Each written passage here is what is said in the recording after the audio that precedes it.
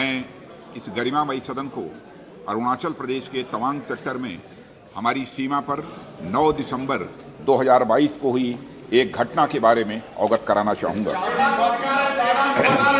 Please statement के बीच में नहीं बोलते। No please. बीच में छुट्टी भी थी। 9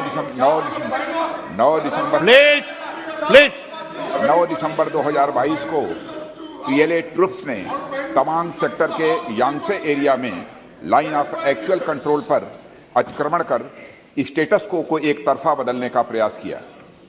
चाइना के इस प्रयास का हमारी सेना ने दृढ़ता के साथ सामना किया है अध्यक्ष महोदय, और इस फेस ऑफ में हाथापाई भी हुई है। भारतीय सेना ने बहादुरी से पीएलए को हमारी टेरिटरी में अतिक्रमण करने से रोका और उन्हें उनकी पोस्ट पर वापस जाने के लिए मजबूर कर दिया अध्यक्ष महोदय। इस झड़प में दोनों ओर के कुछ सैनिकों को चोटें भी आई हैं और मैं इस सदन को अवगत कराना चाहता हूं कि हमारे किसी भी सैनिक की न तो मृत्यु हुई है और न ही कोई गंभीर रूप से घायल हुआ है।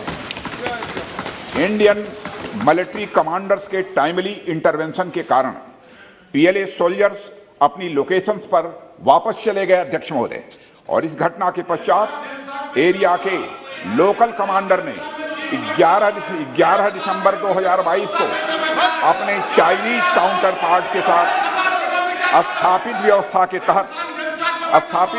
के तहत एक फ्लैग मीटिंग की और इस घटना पर चर्चा की। चीनी पक्ष को इस तरह के एक्शंस के लिए मना किया गया और सीमा पर शांति बनाए रखने के लिए कहा गया। इस मुद्दे को चीनी पक्ष के साथ कूटनीतिक स्तर पर भी उठाया गया है।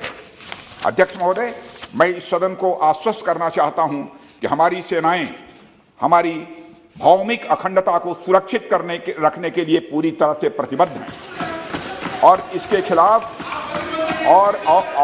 खिलाफ किसी भी प्रयास को रोकने के लिए सदैव तत्पर है हमारी भारत की सेना। और मुझे विश्वास है कि यह सदन हमारी सेनाओं की वीरता और साहस को एक स्वर से समर्थन देगा।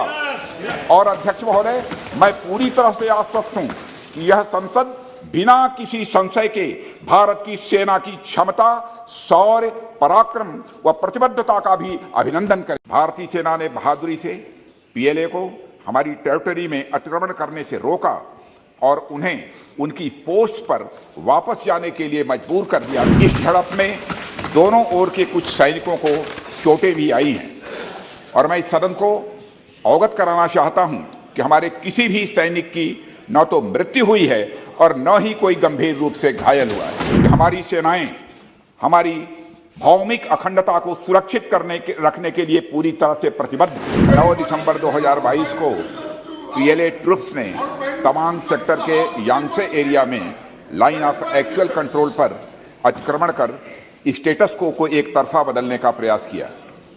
चाइना के इस प्रयास का हमारी सेना ने दृढ़ता के साथ सामना किया है अध्यक्ष महोदय, और इस फेस ऑफ में हाथापाई भी हुई है। भारतीय सेना ने बहादुरी से पीएलए को हमारी टेरिटरी में अतिक्रमण करने से रोका और उन्हें उनकी पोस्ट पर वापस जाने के लिए मजबूर कर दिया अध्यक्ष महोदय। इस झड़प में दोनों ओर के कुछ सैनिकों को चोटें भी आई हैं और मैं इस सदन को अवगत कराना चाहता हूं कि हमारे किसी भी सैनिक की न तो मृत्यु हुई है और न ही कोई गंभीर रूप से घायल हुआ है। इंडियन मिलिट्री कमांडर्स के टाइमली इंटरवेंशन के कारण पीएलए सोल्जर्स अपनी लोकेशंस पर वापस चले गए अध्यक्ष महोदय, और इस घटना के पश्चात एरिया के लोकल कमांडर ने 11 दिसंबर 2022 को अपने चाइनीज काउंटर पार्ट के साथ स्थापित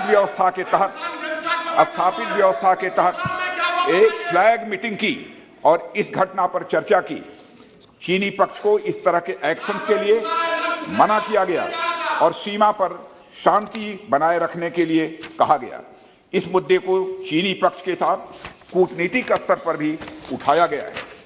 अध्यक्ष महोदय, मैं इस सदन को आश्वस्त करना चाहता हूं कि हमारी सेनाएं हमारी भौमिक अखंडता को सुरक्षित रखने के लिए पूरी तरह से प्रतिबद्ध हैं और इसके खिलाफ और इसके खिलाफ किसी भी प्रयास को रोकने के लिए सदैव तत्पर है हमारी भारत की सेना। और मुझे विश्वास है कि यह सदन हमारी सेनाओं की वीरता और साहस को एक स्वर से समर्थन देगा। और अध्यक्ष महोदय, मैं पूरी तरह से आश्वस्त हूं कि यह संसद बिना किसी संशय के भारत की सेना की क्षमता, शौर्य, पराक्रम व प्रतिबद्धता का भी अभिनंदन करें।